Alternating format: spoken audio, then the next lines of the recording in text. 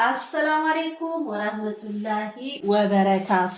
እንዴት ናችሁ? ውድና የተከበራችሁ የጋሞ ባልትና ወይንም ጋሞ ሚዲያ ተከታዮች ቃል በገባላችሁ መሰረት ከአራት እንቁላልና ከአንድ ኩባያ ዱቄት ከግማሽ ብርጭቆ ውሃ እንዲሁም ከሻይ ማንኪያ ቤኪንግ ፓውደር እና ከሁለት ማንኪያ ስኳር ከሁለት ማንኪያ ዘይትና ከብናኝ ጨው እልል ያለ የኮሪያ ፓንኬክ ሰርቼ አሳያችኋለሁ ብያችኋለሁ። አብራችሁን ቆዩ፣ እንዳትሄዱ የትም እንዳትሄዱ ጠብቁኝ። መልሰን መተናል። እንደምታዩት መጀመሪያ የሚያስፈልጋችሁ ይሄ መምቻ ያለው የሊጥ ማብኪያ ወይንም ደግሞ ሃንድ ብላንደር ሆኖ የዚህ መምቻ ያለው ካላችሁ ቀጥታ አሁን የሚሄደው አስኳሉን ከነጩ ፓርት ወደ መለየት ነው። ለይቼ እመለሳለሁ። አብራችን ቆዩ። ግን በቪዲዮ መሃል ደግሞ ላይክ እና ኮሜንት ማድረግ እንዳትረሱ፣ ሼር ማድረግ እንዳትረሱ። ሰብስክራይብ ያላደረጋችሁ ሰብስክራይብ አድርጋችሁ ተከታተሉ። እርግጠኛ ሆኜ የምነግራችሁ ይሄንን ፓንኬክ መዳማችሁን ብታስቀምሱት በጣም ነው የምትወደው። ልጆቹም ልክ እንደዛው። ላይክ ማድረግ እንዳይረሳ፣ ሼር፣ ላይክ፣ ሰብስክራይብ ሁሉንም ነገር ማድረግ የምትችሉትን ነገር ሁሉ አድርጎ አስኳልና ቢጫውን ፓርት ለይቼ እመጣለሁ። እናም ጋይስ እንደምትመለከቱት ቢጫውን አስኳል ከነጩ ፓርት በዚህ መልክ ለይቼዋለሁ። ሶ ይሄንን ለብቻው ነው የምመታው። ለምሳሌ ያሳያችሁ አንድ ጊዜ እንትን ብዬ ልመለስ። እንደምትመለከቱት እንደዚህ እከፍተዋለሁ ማለት ነው።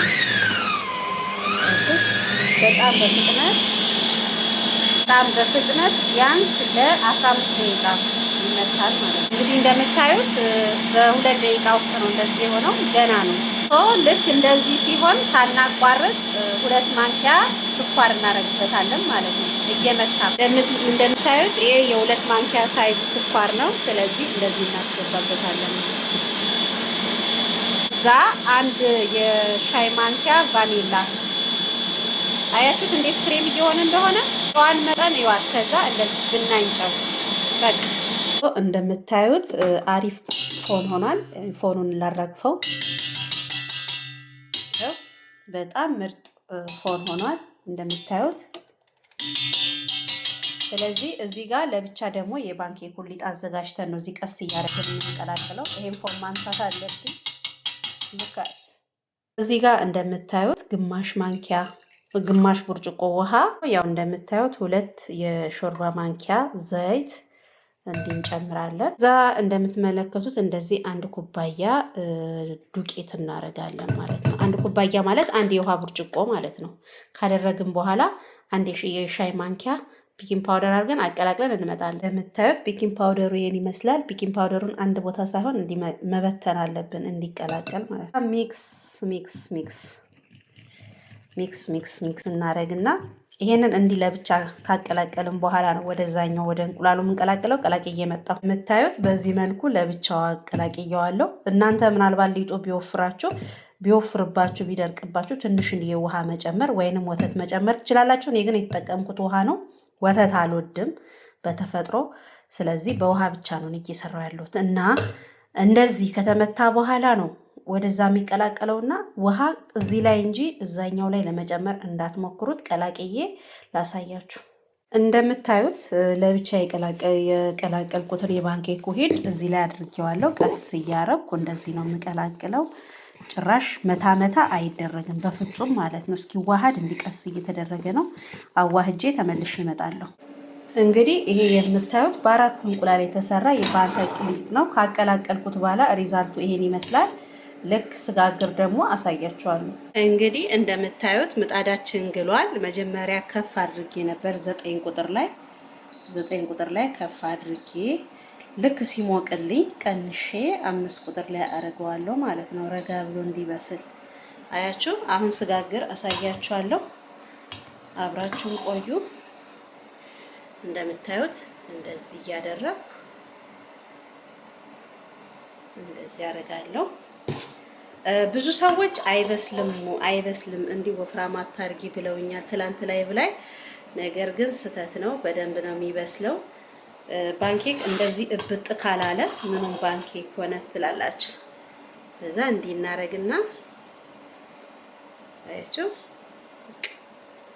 እስኪበስል እንጠብቀዋለን ማለት ነው። ምናልባት ደግሞ አልበስልም ብሎ ያስቸገራችሁ ሰዎች በሻይ ማንኪያ የምትሆን ውሃ እዚህ ጥግ ላይ ጠብ በማድረግ ክዳኑን ከድናችሁ ማብሰል ትችላላችሁ። አሳያችኋለሁ። እሱ ሪዛልት ትንሽ እንትን ይበልና ይኸው እንዲበስል ከፈለኩ ደግሞ ቶሎ እንደዚች ለእናንተ ለማሳየት ያክል ነው። እኔ ብዙ ጊዜ አልጠቀመውም። ለምን ስለማቅ እንዲህ ውሃ እናደርግና ድስቱን እንከድነዋለን ማለት ነው።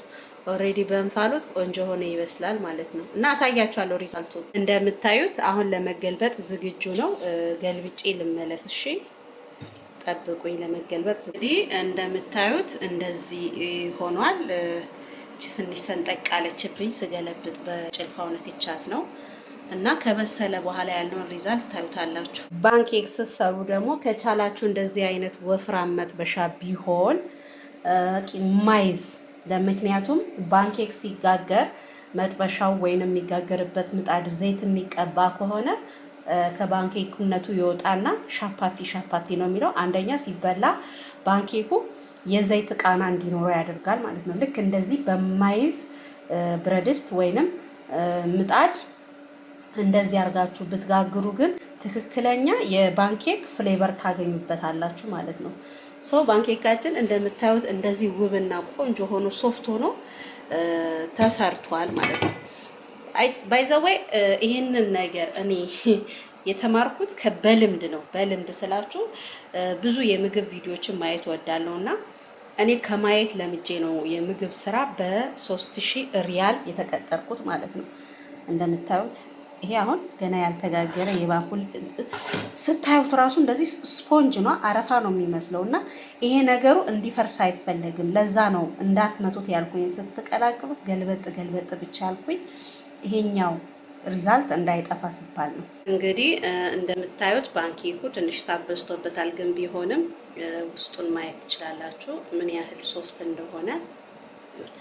እስቲ ልንቅመሰው። guys, you don't have idea.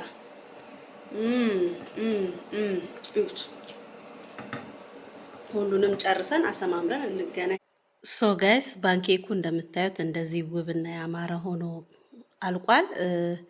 ይሄ ግማሹ ነው። እንደምታዩት ሶፍት ነው፣ በጣም ለስላሳ ነው። እስኪ ይሄንን ፓንኬክ ለመዳማቸው አሳዩ። እቺ አራብኛለች ትንሽ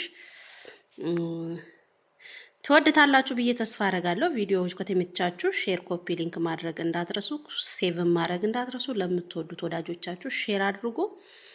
ይሄን ይመስላል የዛሬው የዩቲዩብ ቻናል ቆይታዬ። መልካም ምሽት። ሁላችሁንም በስደት ያላችሁ እህቶቼ አላህ ለሀገራችሁ በሰላም ያብቃችሁ። አንድ ነገር ላሳያችሁ። ይህን ግሽጣ አያችሁ? ቢያንስ 1 ኪሎ ይሆናል።